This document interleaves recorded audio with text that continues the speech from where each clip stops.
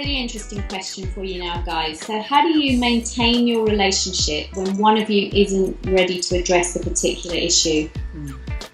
That's a good question. I think it comes back to acceptance and minimizing your expectations. You know, that we've got to accept that this is where your partner is right now, and we've got to let go of expectations that they be somewhere else, or that they evolve at a faster rate, or that they do it the way we do it. And, you know, we've got to remember that we're all in a process, and that we're in this process of evolving toward our higher selves, and that we're each doing it at the perfect pace for each of us. So it is a good question when you're not ready to address a particular issue.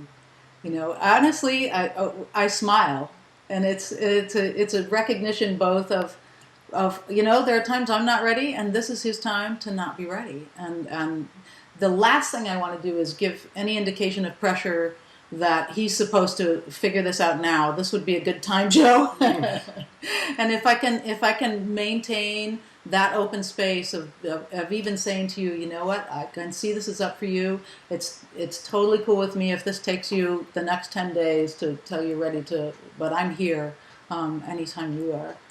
Yeah, and that space, I think, allows me to come forward much quicker than I would have otherwise if I was feeling the pressure of you got to do it quicker or better or different. Yeah, I think it's the same for me. Is to allow Gina her own time scale, her own pace to find that within herself. What I'd add into that, all that you've said there, is I think there are times when it's important to, in the interest of including yourself within the relational space, is sometimes have a boundary and to know where that boundary is, because some behaviours, I think it's important within that to have a clear communication of what is important to you, and that can also be a spur or a strong mirror for the person to reflect back to themselves what it is that's going on for them. So I think that's important as part of it. And I think going on from that is the awareness that we use on the relationship space. If there's an issue, it's not one or the other of us that has an issue, it's us, the relationship. The relationship has the issue.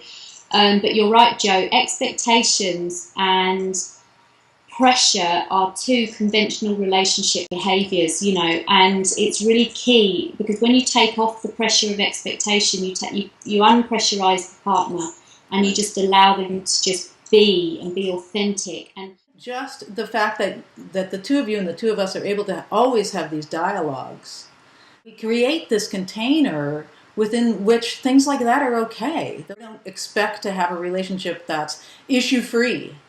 That's not the goal. Good luck with that. Yeah, it's very true. It's like when you create the flavour and the foundation of your conscious relationship, you deal with anything.